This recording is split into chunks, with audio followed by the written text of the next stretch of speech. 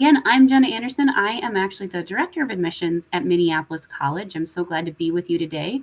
My staff member is out, and so I am glad to share this information with you. I know we have quite a few students that come from your school each year, so this is great. And I did want to say we do offer either individual appointments that you can make with our like our PSEO coordinator or other admissions staff, and those are done virtually, and you can access that through our admissions website, or I'll have contact information at the end of this presentation as well, so you can get a hold of us that way. And we do have PSEO information sessions. They'll be picking up again the end of this month or beginning of February, and then they happen weekly on Wednesdays. So if you really love this information or you want to tell your friends about it or your family, you can check out one of those sessions too. So I just wanted to put that out there. But to begin with, and we can go to the next slide, just to start out with, what is PSEO? So the first thing, and it may need to, there we go. I wasn't sure that the timing of the slides there, but the program is free. So it is totally free for students, and it is funded through the state of Minnesota. That's why there's no cost to you. So it covers tuition as well as required books for students who are qualified. And I'll talk about what that means in a couple moments here. But students 10th through 12th grade technically can participate in this program, which is great. And basically you are getting a experience of being in college a little bit earlier than you might, should you wait until you graduate 12th grade to do so. So you're basically doing double duty. You're meeting your high school graduation requirements while you're taking those college level courses. So you get to earn college credit that you can take with you to either complete a degree at Minneapolis College or to take those and transfer to another school when you graduate, which is great. And then also being a PSEO student, you get to jump in to a diverse campus community with college students, with faculty members, taking some other offerings that might be outside of courses that are specifically taught at your high school. So you might get a little bit different variety in those types of courses as well. And we can go to the next one. So eligibility, so who's qualified for the program? As I said a couple moments ago, it's available for 10th through 12th graders. So if you are a 9th grader going into 10th grade, 10th into 11th, 11th into 12th, you could participate in the program. At the 10th grade level though, students are only eligible to take one specific college career technical education course.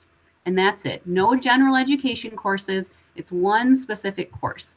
And it comes from a specific list of career and technical education courses that are offered. So if you are thinking about this going into 10th grade, the one class, if you want to start with, you can take your first semester, and then in your second semester, you have the opportunity to take another career and technical education course. But again, it's still career and technical education as a 10th grader. However, if you wanted to continue after that point, you're able to do so without having to apply to the PSEO program again. You've been accepted into PSEO and you could continue as a junior and senior, at which point you can take general education courses, those core classes that are going to meet more of your general education requirements as well as your high school graduation requirements, which is, I always say, the most important part about PSEO is you want to make sure you're maintaining those high school graduation requirements, because you go through all this effort to be part of the program and to take part in all of these great college courses. It would be so awful if all of a sudden you weren't able to graduate high school because you missed one of those requirements. And we'll talk a little bit more about that a little bit later, but I just wanted to bring that up since it is so important. As a junior, one of the qualifications, and I say one of because really you only need to meet one of these three items in order to participate in the program. So you don't have to meet all three of them.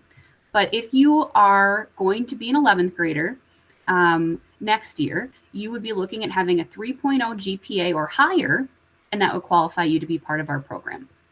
Or if you're in the top third of your graduating class, which would show up based off of your high school transcript, it would show that. Or if you did take an ACT or SAT, plan, PSAT, those types of things, those are called nationally standardized tests. So if you tested in the 70th percentile or higher on one of those, we could use that as an eligibility requirement as well. Most students are going to be qualifying for through one of the top two items, but that third item is available as well. And for seniors, it gets a little bit less stringent. Seniors are right now, we're looking at a 2.5 GPA or higher, or being the top half of your class, or the 50th percentile or above on one of those nationally standardized tests. And on the next page, we'll talk about some of the considerations of the program. So something to think about is when you're a PSEO student, you really have less connection with your instructor, with your teachers, because unlike high school, your instructors are specifically going from one class to another class, and they have a wide variety of students. They aren't just teaching like one specific grade or one specific class. And so there is a lot more placed on you as a student. There's also a difference with access your parents might have to information, or if you think about it this way, parents will have less access to maybe advocate for you as a student in a sense, because once you are a PSEO student, you are a college student. And there are some rules. It's called FERPA, Federal Education Rights and Privacy Act, which means, you have specific access and only you can share who has access to other parts. I know that's a little confusing, but it's definitely worth bringing up, because there are times when, for instance, a parent might call me and say, hey, my son or daughter, my child is a PSEO student, and I want to talk to their instructor about this class they're in and how they're doing. Well, unfortunately, that's not information that we can grant a parent unless a student has specifically given us written FERPA acknowledgement. So that's something you definitely can bring up with your academic advisors when you become a student as well. But something for parents to note, that there is a little bit of a difference, and that students can only, whatever information they want to share is what can be shared with you as a parent or guardian. There are also different classroom policies, so attendance is different. The style of the course might be vastly different, not only from high school, but from instructor to instructor. And the grading methods are going to be different. So attendance policies, even in this virtual world, they are at the college level anyway. Instructors have their own kind of rules for what they'll consider okay for attendance, whether it's, yep, you need to show up for every, virtual meeting or every in-person meeting, or nope, you're allowed to miss, 2 or 3 meetings for whatever reason without affecting your grade. But that's all based off of your individual instructors as well as the grading methods. And you find all of that out your first day of class when your instructor goes over your syllabus. So it's really important to pay attention to that when the time comes. Some other skills, time management is really important because the amount of time, and I'll go over this in another slide or two, the time that you're in class is vastly different as far as how your work can be done or accomplished. There is a lot of independence. And so something to consider is study time compared to class time, compared to the rest of your time during the week for other things. And that also has to do with being able to self-advocate for you. So if you're having difficulty in a class, definitely tell your instructor about it. They sometimes won't know if you're having questions without you actually writing them an email or talking to them, during class, regardless if it's a virtual class or in-person class. It's really important to let those folks around you know what's happening so we can better support you as a student. Your college transcript, you will start earning credits for as soon as you're a PSEO student, and that academic record will start growing. So what I mean by that is if your first semester PSEO, you take 2 classes with us, those will show up as grades on your college transcript.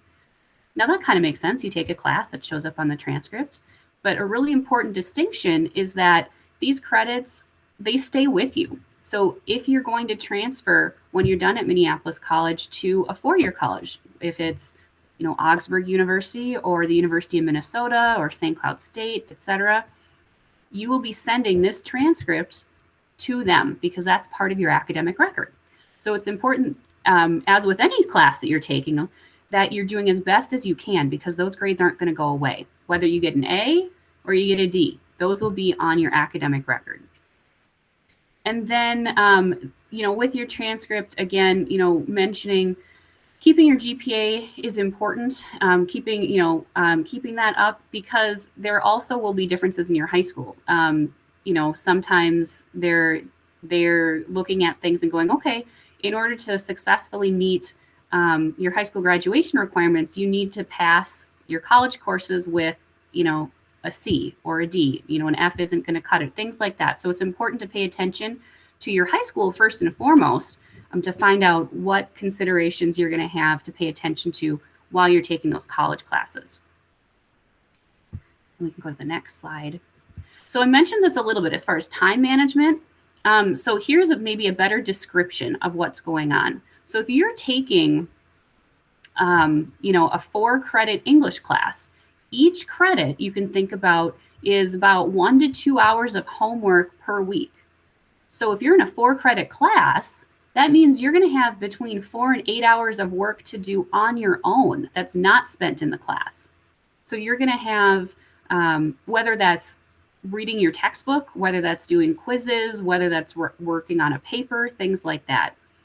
And full-time, if you're taking all of your classes as a PSEO student and not taking any back at your high school, you're most likely going to be doing at least 12 credits per semester. Some high schools even want you to take 15 credits to be full-time. So you can see how your time, not even slowly, it diminishes quite quickly based off of how many credits you're taking as a college student.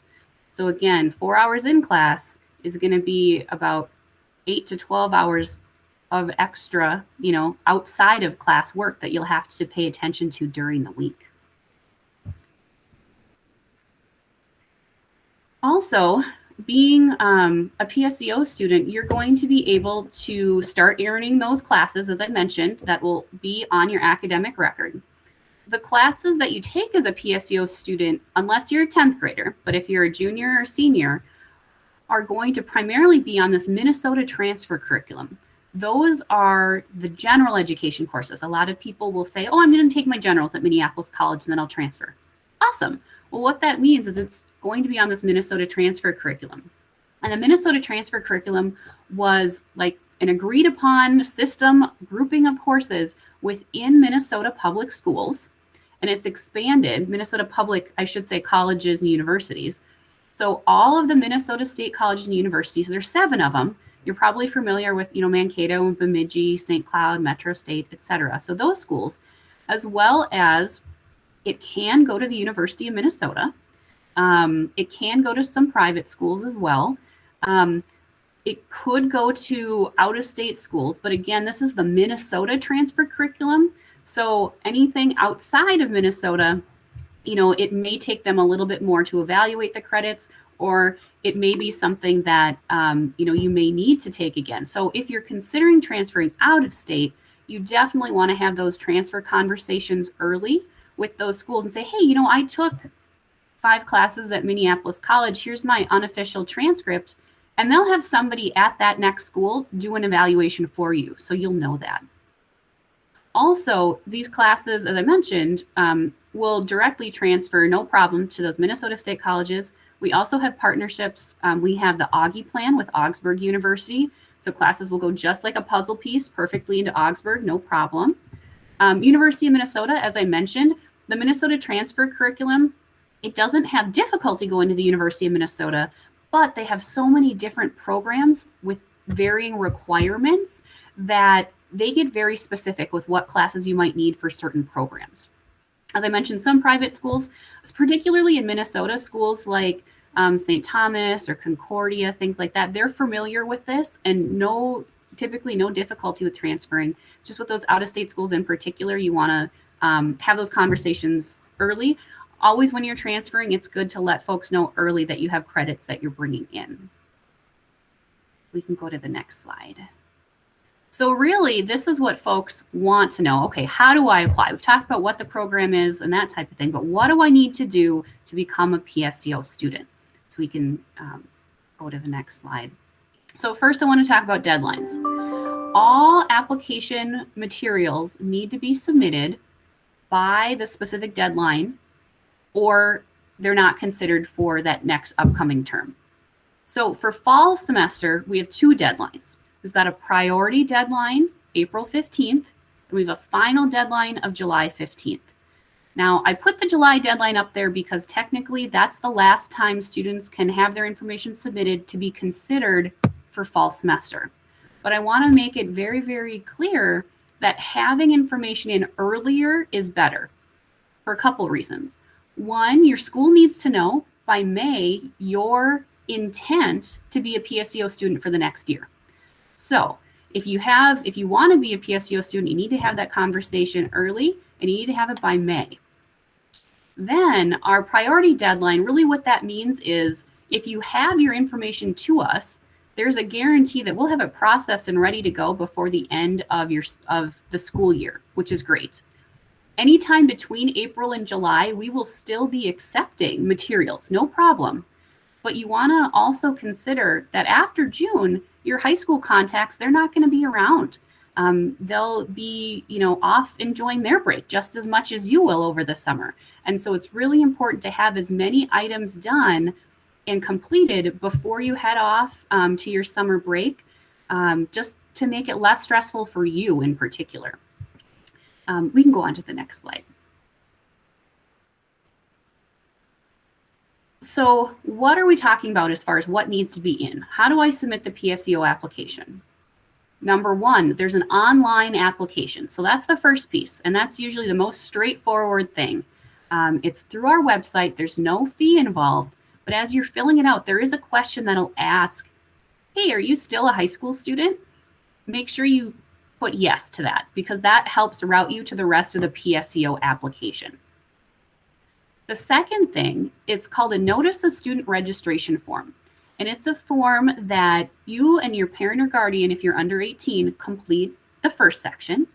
And then your high school counselor will complete the second section. Then the eligibility documentation that we need a high school transcript, regardless of how you're qualifying. But the high school transcript, typically it's going to show us your GPA. So if you're meeting the qualification based off your GPA.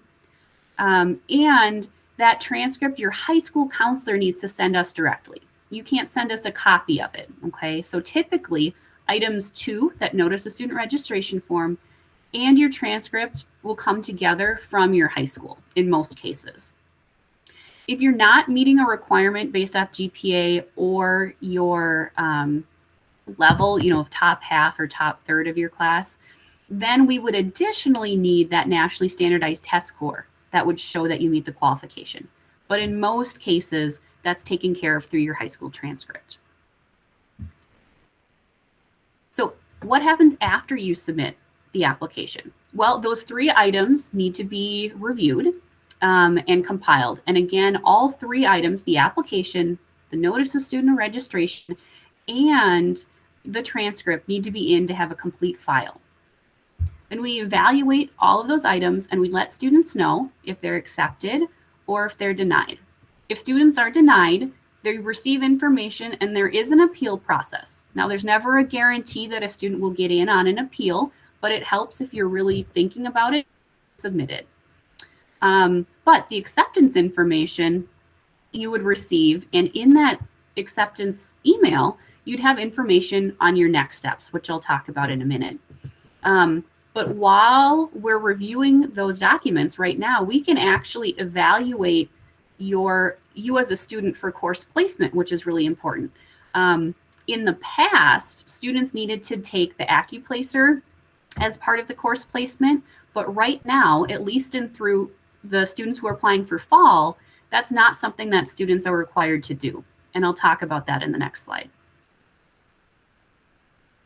So course placement for fall. So basically, as I mentioned, while you submit your application to us, we're evaluating either based off of what you submit on the application, because there is a self-reported spot for GPA, but we can confirm that with your high school transcript. So we will evaluate and we will grant course placement based off of your GPA. Now, what I've listed here is the college level placement for English and college level math. There is also a placement for underneath college level. I did not put that on here because most students are going to be granted placement, at least for English, based off their GPA into college level. There is a specific requirement that students need to take college level courses in order to be PSEO students, so they aren't eligible to take developmental courses or courses that are under college level.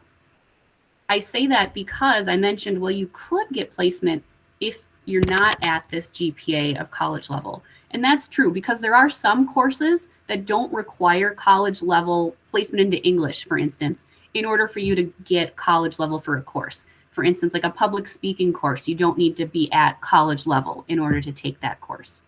And again, we're always here for questions on that. But it is really nice that you don't have to do anything additional to gain your placement. It comes through automatically. If you do have a previous AccuPlacer score, we certainly can review that, and it can be sent to our testing center coordinator for evaluation as well. And yep, perfect. For students that are admitted to the PSEO program then, in your acceptance letter, you will get information about how to sign up for upcoming orientation sessions. These are important because they are required for first-time PSEO students coming into our college. We're going to go over important information that PSEO students need, including how do you pick up your books? How do you get into your specific online course login? What courses am I going to be registering for? Academic advisors are available at all of these sessions to work with you to get you into those college level courses. It's of course important that you've had a conversation with your high school counselor first, so you know what your specific high school graduation requirements are. Because we at the college, we won't know that information necessarily, but we will know how to advise you which courses to sign up for that will help you meet those high school requirements. And our orientation dates, they aren't available on our website quite yet, and we haven't had that many students submit their information for fall yet either, so that's okay. But I will say those dates will be between June, like beginning of June, through the end of August is when we have those orientations. So something just to keep in mind as well.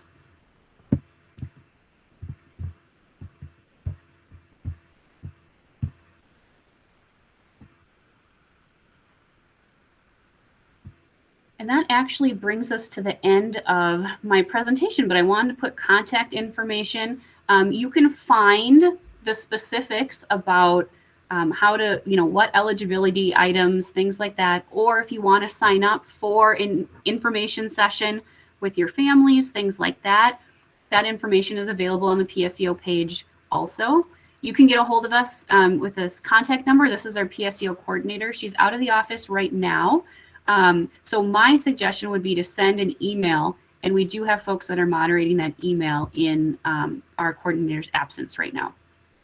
But thank you very much. I'll open up for questions if there are any. I know that was a lot of information to digest.